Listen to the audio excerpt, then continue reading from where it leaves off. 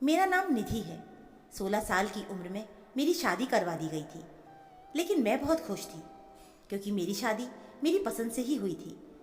मेरे पति को बच्चों का बहुत शौक था। वो कहता था कि हमारे 4 बच्चे होंगे और मुझे सारे के सारे बेटे ही चाहिए। मुझे बेटी बिल्कुल भी पसंद नहीं है, पर मैं समझती थी कि वो मुझसे मजाक कर रहा है। लेकिन फिर उसने मुझे कहा कि मुझे बेटियां नहीं पसंद, क्योंकि मेरी एक बहन ने हमारा मुंह काला करवाने में कोई कसर नहीं छोड़ी थी। इसलिए मुझे सिर्फ बेटा ही चाहिए। शादी को 3 साल हो गए हैं। अब तो हमारे यहाँ औलाद हो जानी चाहिए थी, लेकिन अभी तक कुछ भी नहीं हो रहा था। मैं क्या करूं? मुझे कुछ समझ नहीं आ रहा था। मेरा पति भी बहुत परेशान रहता था, लेकिन मैं अपने पति से ज़्यादा परेशान थी। मेरी शादी एक गांव में हुई थी। यहाँ लोगों को इन बातों की ज़्यादा समझ नहीं आती थी।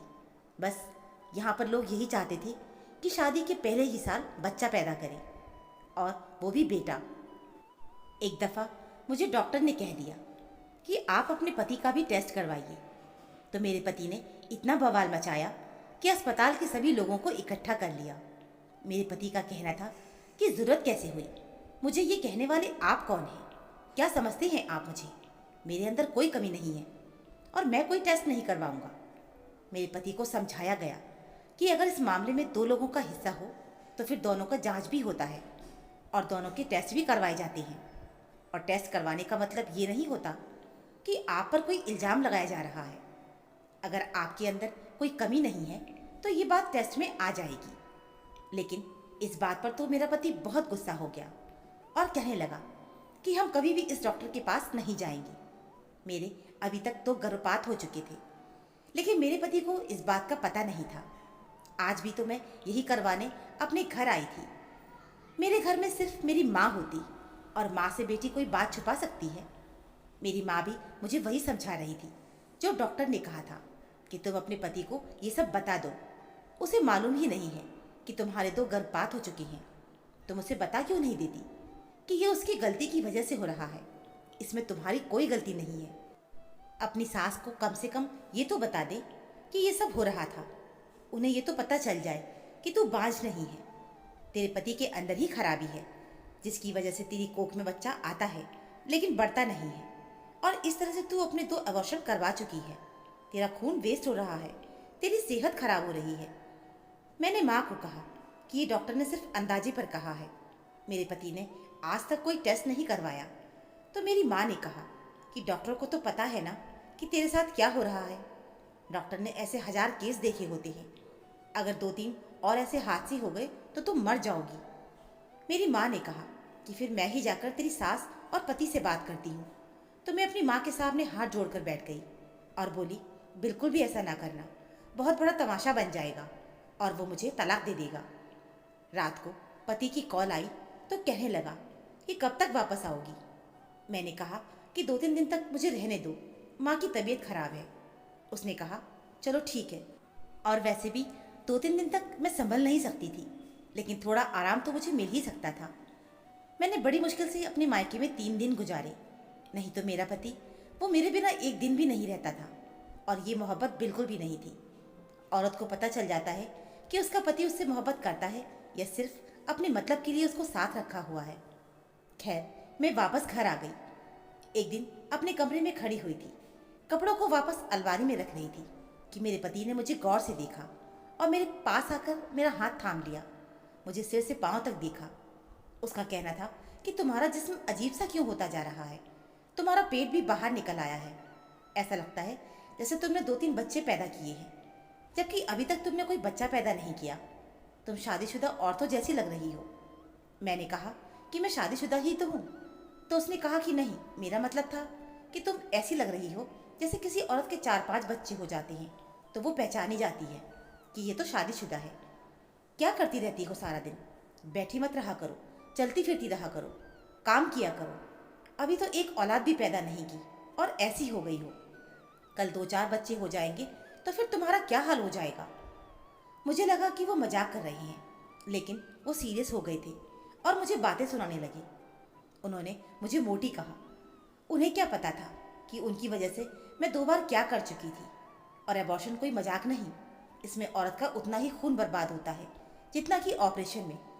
मेरे पति ने मुझे इस बात पर बहुत बातें सुनाई और कहा कि आज से तुम्हारे चावल भी बंद और तुम्हारा मीठा खाना भी बंद, सिर्फ सब्जियां खाओ और आटे में नमक भी मत डालो।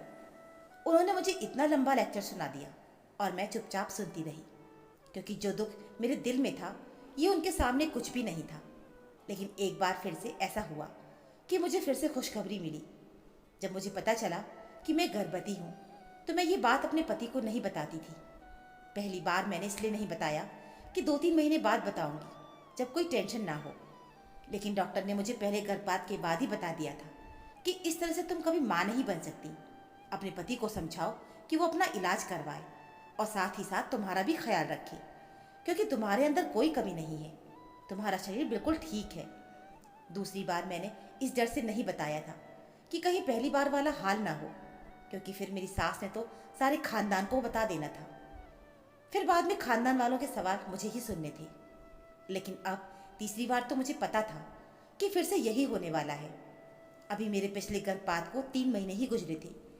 मैं तो अपना सिर पकड़े बैठी थी कि क्या करूं और क्या ना करूं। फिर से उसी डॉक्टर के पास जाऊंगी तो वो मुझे बातें सुनाएगी। इस बार किसी और डॉक्टर के पास चली गई। उसने चेक किया, 3 हफ्ते हो चुके थे और उसका कहना था कि बच्चे की कोई ग्रोथ नहीं हो रही। फिर भी उसने मुझे 2 हफ्ते का समय दिया कि 2 हफ्ते बाद आना। मुझे याद है कि मैं अपने घर में ही थी कि एक रात अचानक से मेरे पेट में बहुत तेज दर्द हुआ, लेकिन मैं अपने पति को बुला नहीं सकती थी। वो बाहर बैठा था, अपने दोस्तों से फ़ोन पर बात कर रहा था। मैंने दर्द से चीखना भी सही नहीं समझा और मैं चुपचाप बैठी रही। फिर शायद मैं बेहोश हो गई थी, लेकिन जब मेरी आँख खुली तो मैं अपने घर में नहीं बल्कि अस्पताल में थी। मैंने देखा कि मेरी माँ वहाँ पर मौजूद थी। मेरी माँ ने कहा कि डॉक्टर कह रही है कि अगर चौथी बार भी ऐसा हुआ तो आपकी बेटी मर जाएगी। अब तुम बताओ मैं क्या करूं? अरे तुम्हें तो मैंने 9 महीने अपनी गोद में रख के पाला है। मैं बहुत परेशान थी, खून की कमी के कारण बेहोश हो गई थी। घर पर ऐसा सबको माँ ने बताया। मेरा पति 2 दिन के लिए शहर से बाहर गया था। उसका कहना था कि ज़मीनों के सिलसिले में कोई काम है, लेकिन जब वापस आया तो अकेला नहीं था, उसके साथ एक 18 साल की लड़की थी। उसका कहना था कि ये मेरी पत्नी है और मैंने दूसरी शादी कर ली है। रीति रिवाजों के मुताबिक हुई है शादी। कानून शायद ये शादी को नहीं माने, पर रीति रिवाज मानते हैं, क्योंकि 3 साल बाद भी तुम मुझे औलाद नहीं दे सकी और अब इसी से भगवान मुझे औलाद देगा।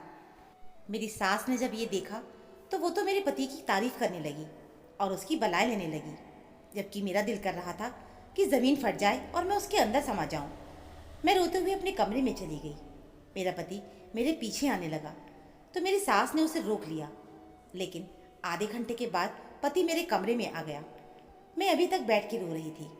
उसने मेरी तरफ हाथ बढ़ाया तो मैंने उसका हाथ झटक दिया। मैंने कहा, मैंने आपका साथ दिया था और आपने मुझे धोखा दिया, जबकि सारी गलती भी आपकी। मेरी जुबान रुक गई। मैंने जो बात छुपाने के लिए आज अपना घर बर्बाद कर लिया था, अब उस बात को बताकर नीच नहीं बनना चाहती थी। मैं खामोश हो गई और अपने पति से कहा कि मेरे कमरे से चले जाओ। मैं रोती रही। उस लड़की की उम्र 17 या 18 साल होगी। वो बहुत ही मासूम लग रही थी, जैसे उसे किसी बात का पता ही नहीं था। उससे जो बात करते थे वो उसका जवाब हाँ में ही देती थी और मुस्कुराकर ही बोलती थी। आज उसे इस घर में 1 हफ्ता हो चुका था। मैंने इस लड़की को गौर से देखा तो मेरे कदमों तले ज़मीन निकल गई, क्योंकि उसका पेट तो ऐसा बड़ा हुआ था जैसे उसके पेट में पहले से ही बच्चा है। वो जब खुद इतनी दुबली पतली थी तो उसका पेट कैसे निकल सकता था? एक मोटी औरत के निकले हुए पेट और एक गर्भवती औरत के पेट में ज़मीन आसमान का फ़र्क होता है। मैंने जाकर कमरे का दरवाज़ा बंद कर लिया। मैंने अंदर जाकर अपने पति को सब कुछ बता दिया कि वो कभी बाप नहीं बन सकता, उसके अंदर कमी है और उसकी वजह से ही मैं इस हालत को पहुंच गई हूँ। और अब वो किसी और लड़की की ज़िंदगी बर्बाद कर रहा है, लेकिन वो लड़की जो पहले से ही पेट से है। ये क्या हो रहा है? मुझे बताओ, नहीं तो मैं पागल हो जाऊंगी। मैं बहुत रो रही थी। मैंने कभी अपने पति से ऊंची आवाज़ में बात नहीं की थी। मेरे पति ने मुझे समझाया और मुझे पानी पिलाया। उसने मेरे आंसू साफ किए और फिर उसने मुझे सारी बात बताई, जिसको सुनकर मैं हैरान रह गई थी। तुम्हारी माँ ने फ़ोन पर मुझे सब कुछ बता दिया। मैंने अपना चेकअप भी करवाया। कमी मुझ में ही है। मेरी वजह से तुमने इतना दुख उठाया, इतनी तकलीफ और दर्द उठाया। और मुझे बताया तक नहीं। इतनी मोहब्बत करती हो तुम मुझसे, और तुम्हें क्या लगता है कि मैं तुम्हारी मोहब्बत को इस तरह जाया कर दूंगा? मैंने इस लड़की से शादी नहीं की थी। मैं हमारे लिए एक बच्चा गोद लेने गया था।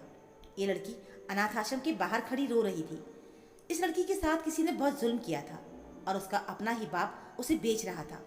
फिर मैंने उसके बाप से बात कर ली और मैं उस लड़की को खरीद कर लाया हूँ। लेकिन मेरा ऐसा कोई मतलब नहीं था। उसका बाप मुझे कभी भी उसको मेरे साथ नहीं जाने देता, इसलिए मुझे उसकी बात माननी पड़ी और मैंने उसे मुँह मांगी रकम दे दी। मैंने इस लड़की को कहा कि मेरे साथ चले और मैं उसको पनाह दूंगा। मैंने शादी नहीं की, ये मेरी पत्नी नहीं है, लेकिन इसका बच्चा हमारा बच्चा कहलाएगा। और अगर दुनिया वाले समझते हैं कि ये मेरी पत्नी है तो इससे मुझे कोई फ़र्क नहीं पड़ता। मेरी पत्नी तो तुम हो। मैं तुमसे बहुत मोहब्बत करता हूँ। ये सिर्फ इस घर में रहेगी। इसे ज़्यादा बातों की समझ भी नहीं है। जो उसके साथ हादसा हुआ है उसके बाद से ये ऐसी हो गई है। मैंने अपने पति का हाथ पकड़ा और रोने लगी। मैंने कहा कि मैं आपसे बहुत मोहब्बत करती हूँ, इसीलिए मैंने आपको ये सब नहीं बताया था। मुझे माफ़ कर दें। मेरे पति ने कहा कि ये सब मेरी वजह से हुआ है। तुमने कितनी तकलीफ़ उठाई है।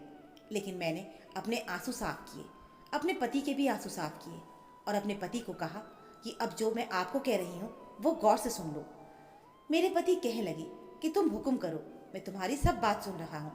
मैंने अपने पति का हाथ थामा और उसे बहुत प्यार से एक बात समझाने लगी। मैंने अपने पति से कहा कि आपको सब कुछ पता चल गया तो आपने मेरी इज्जत रखी, मेरी माँ की इज्जत रखी।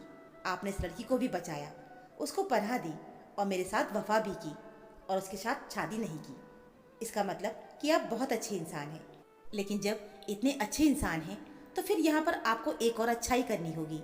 आपने इस लड़की को खरीदा है। आपकी नीयत बुरी नहीं थी, लेकिन ये खरीदी हुई लड़की है और ये हमेशा यही समझेगी कि हम इससे बच्चा लेंगे, तो फिर इसका क्या करेंगे? ये इस घर में रहेगी तो फिर वो बच्चा इसको क्या समझेगा? आज मैं आपको इजाज़त देती हूँ कि आप इस लड़की से शादी कर लें और उसको अपनी पत्नी बना लें। वो बच्चा उसका होगा और हमारे साथ रहेगा। वो उसको भी माँ कहेगा और मुझे भी माँ कहेगा। उसे दो दो माँ का प्यार मिलेगा और फिर उसके बाद हम लोग इलाज कराएंगे। हो सकता है कि सब कुछ ठीक हो जाए। हो सकता है कि भगवान हमें औलाद दे दे कि मैं भी आपके बच्चे की माँ बनूं। मुझे बहुत खुशी होगी अगर मैं आपके बच्चे की माँ बन सकूं। मैंने अपने पति की शादी खुद उस लड़की से करवाई और भगवान ने हमें उससे एक प्यारी सी बेटी भी दी। मेरे पति को बेटियां कभी भी पसंद नहीं थी, लेकिन इस बच्ची को गोद में लेकर मेरा पति इतना खुश था कि मैं बता नहीं सकती। पूरा दिन मेरा पति इस बच्ची के साथ खेलता है। कभी उसके लिए घोड़ा बन जाता है तो कभी उसे उठाकर झूलता है। उसकी माँ का नाम मंजू है। वो यहाँ रहती है और अब हमारे साथ इस माहौल में रहकर वो एक नॉर्मल इंसान बन गई है। अब वो सारी बातें समझती भी है और पूरे घर का ख्याल भी रखती है। मैं भी बहुत खुश हूँ। अभी तक मेरे पति का इलाज भी चल रहा है। भगवान ने अभी तक हमें कोई खबर नहीं दी, लेकिन मुझे भगवान पर भरोसा है कि एक दिन ऐसा होगा। और अगर ऐसा ना भी हुआ तो मुझे कोई गम नहीं, क्योंकि मैं एक प्यारी सी बेटी की माँ हूँ, एक बहुत अच्छे इंसान की पत्नी हूँ और मेरे लिए ये काफ़ी है। मैं इसी खुशी के सहारे अपनी सारी ज़िंदगी गुजार सकती हूँ। तो दोस्तों, उम्मीद है मुझे आपको हमारी ये कहानी ज़रूर पसंद आई होगी। कहानी अच्छी लगी हो तो प्लीज़ वीडियो को लाइक, चैनल को सब्सक्राइब ज़रूर कर लीजिएगा। मिलते हैं फिर एक नई कहानी के साथ। कहानी सुनने के लिए आप सभी का बहुत बहुत धन्यवाद।